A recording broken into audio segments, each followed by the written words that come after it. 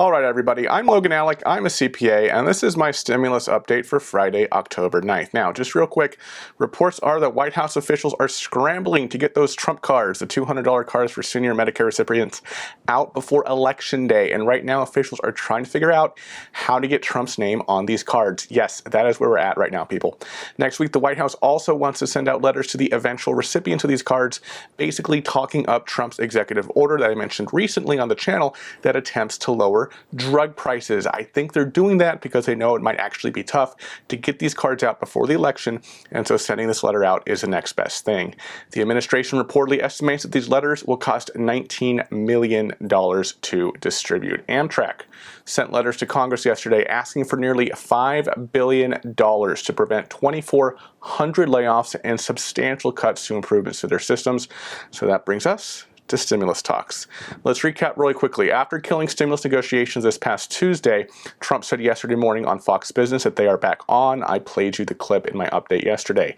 There has been speculation that Pelosi would be open to a standalone deal because last week, some of the statements she made it sound like she should be open to a standalone deal for airlines right now, but Pelosi clarified that she would not be open to just a standalone airline bill or a skinny bill consisting only of PPP stimulus checks and airline help. So Pelosi has essentially confirmed that as far as she is concerned, it's comprehensive stimulus package or bust. And then to make things even more confusing, Mnuchin and Pelosi spoke yesterday about a comprehensive bill, which Mnuchin wants and has been pushing for.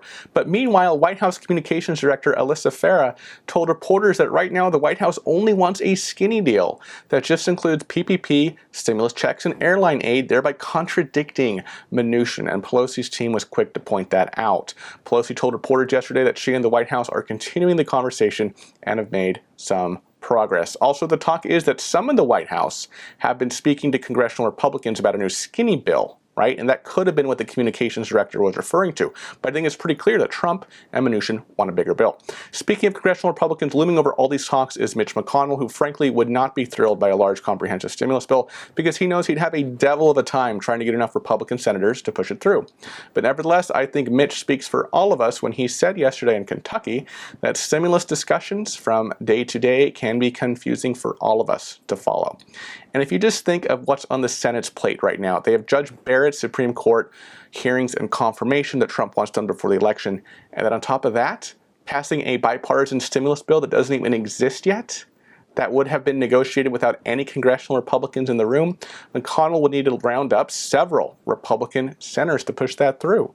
There are 25 days until the election, and getting this all done before then seems like a tall order to me. I don't know about you.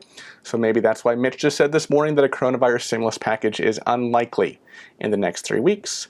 Well, taking him literally 3 weeks from today is October 30th, so was he just saying 3 weeks as shorthand for before the election, or is he kind of implying that a last-minute package will get through the week of the election?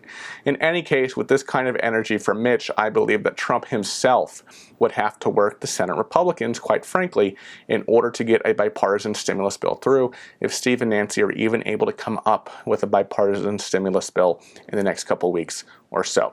What's Pelosi up to today? Well, today House Democrats are discussing the 25th Amendment to the Constitution, which has to do with what happens when the president is unable to perform his duties.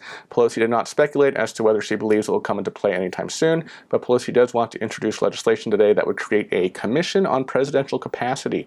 We know that Pelosi has been talking about Trump being on meds right now, and I'm sure this is a play just off of that. Trump countered back in a tweet, "Crazy Nancy is the one who should be under observation." All right, everybody, that is my stimulus update for today. Thank you so much for watching, and I will see you in the next video. Bye-bye.